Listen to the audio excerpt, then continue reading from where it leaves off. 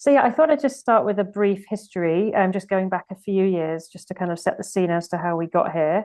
So in 2019, it was quite a big year. So if you were around then, you'll remember there was the school strikes, kind of XR protests. There was a lot of campaigning by Stop Climate Chaos Scotland and many other organisations. And that led to the Scottish Parliament setting strong new climate targets to reduce emissions by 75% by 2030 and to get to net zero by 2045 from the 1990 baseline.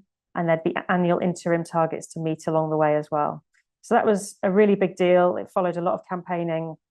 And at the time, these targets were world leading. You know, this was 5 years ahead of the UK's target and many other countries. So we really strongly welcomed these targets because it was largely based on the science of what Scotland's contribution should be to keep temperature rises to 1.5 degrees and recognizing that we're a historical polluter that needs to do more as a wealthy country as well. So I think it's important to note that the targets were always going to be challenging. Even the Scottish government's own advisors, the Climate Change Committee, said that at the time, and they actually advised a slightly lower target. But crucially, the Scottish Parliament decided that they did want to go ahead with the stretching targets. It was an important statement of political intent that was meant to drive sustained action. And the CCC, the government's advisors, did say that the targets were achievable, but that was based on urgent and kind of fast action being taken straight away.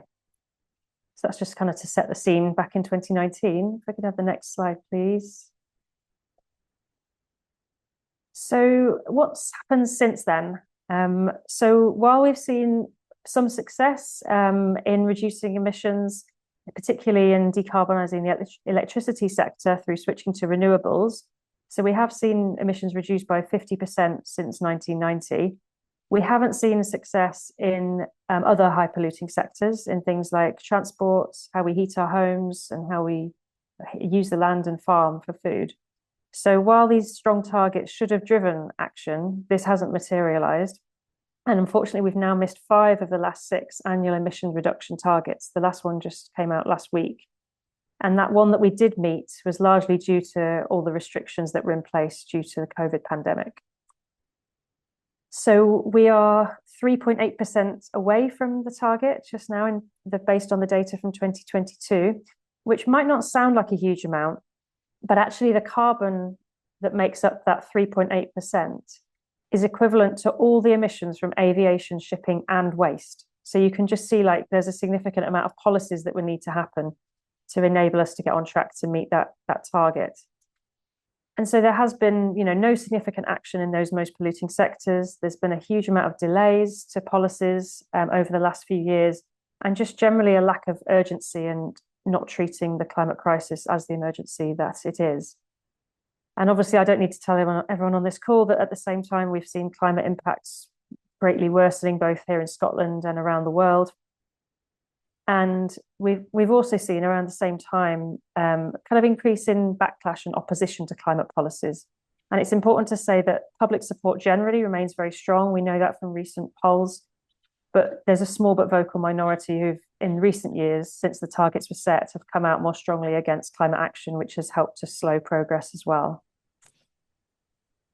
So I'll just go on to the next slide now, please.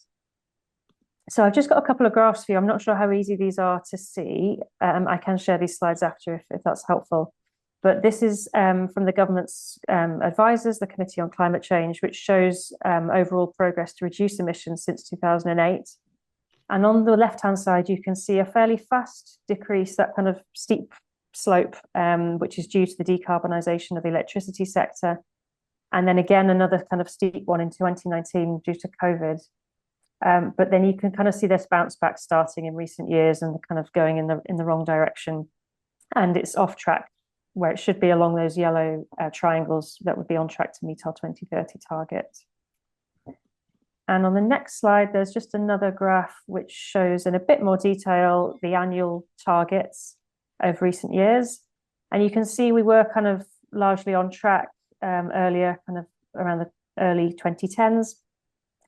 But then the targets were made more ambitious in 2019, and then we've kind of been off track to meet those since, apart from that year due to COVID. And actually, between 2021 and 2022, emissions only fell by 0.1%. So when you think about the scale and the issues around the climate crisis and the need to address this, to actually be reducing emissions by 0.1% is clearly a long way off what is needed. So I'll just go on to the next slide, which is more about the kind of recent announcements.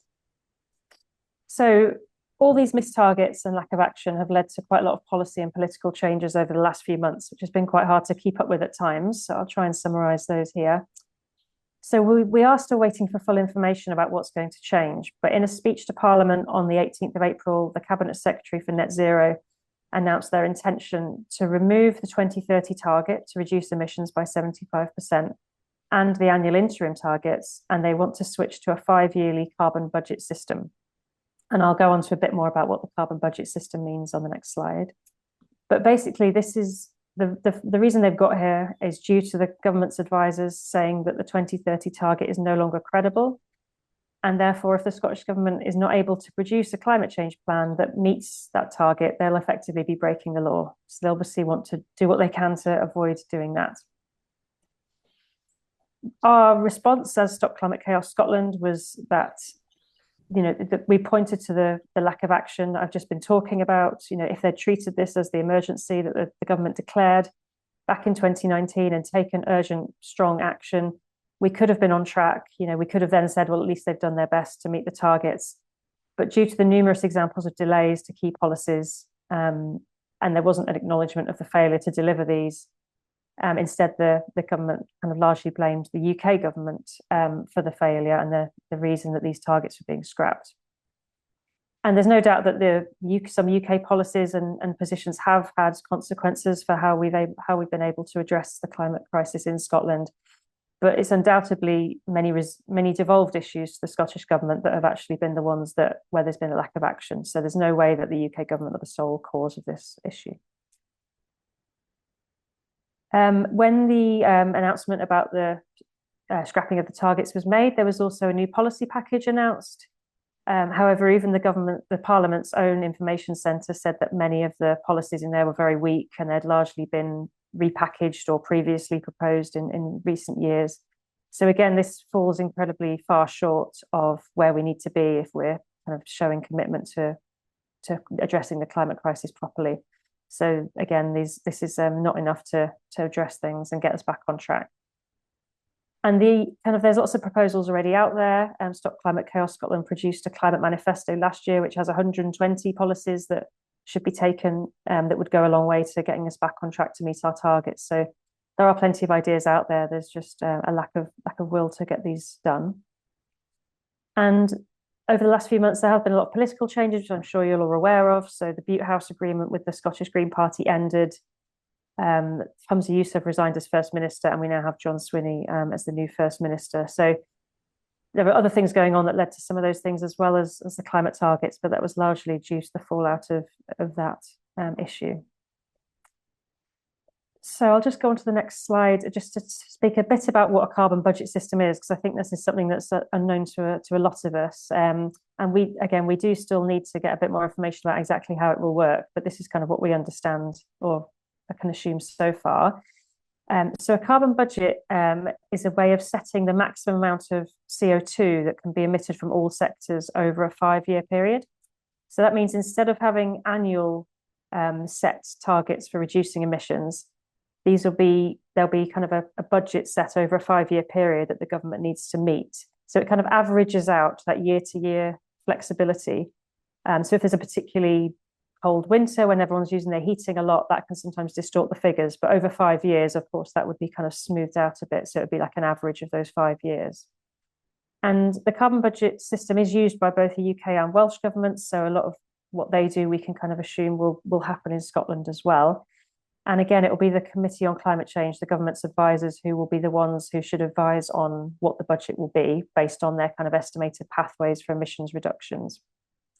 And the Committee on Climate Change are currently advising on budgets for the UK government that run until 2037. So they are set quite far in advance.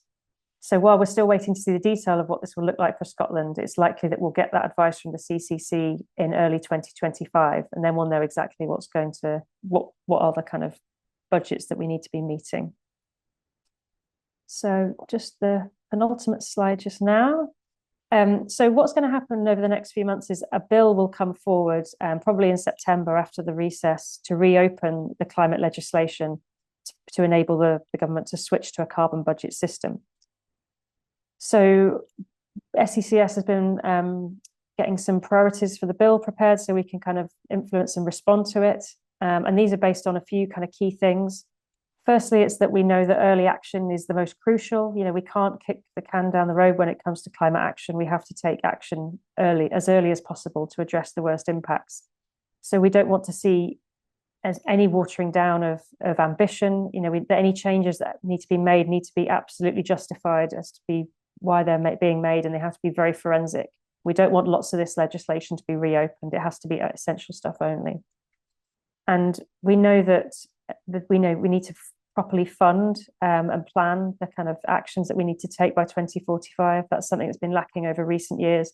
So we really need to see a credible, fairly funded pathway as soon as possible.